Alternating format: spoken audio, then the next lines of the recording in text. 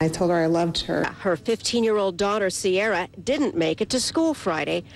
She would never want us to go through all this pain. Search teams have been probing the creeks and fields near the Lamar home. Investigators are also checking up on 276 registered sex offenders in the area. A lot of information has come in, a lot of unconfirmed sightings of Sierra.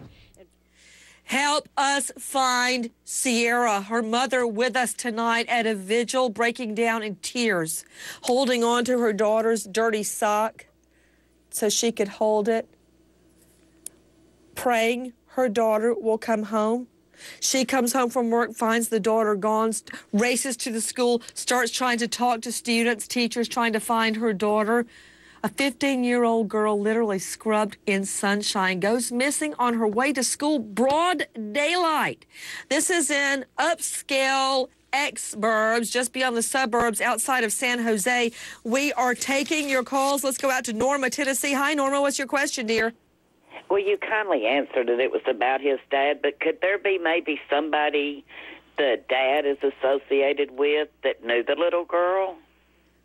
Good question to Larry Fishelson, telecommunications expert, co-founder of Dynalink Communications, joining us out of New York.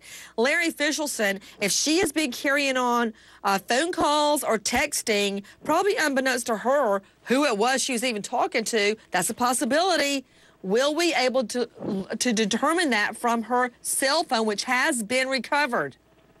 Yes, Nancy, we will be able to recover this cell phone, and she has a Samsung Galaxy Android, is going to be the blueprint of this case. You're going to be able to see calls, text, pictures, memos that were in that phone. But what they're going to be looking for here is patterns of if she went on social media sites.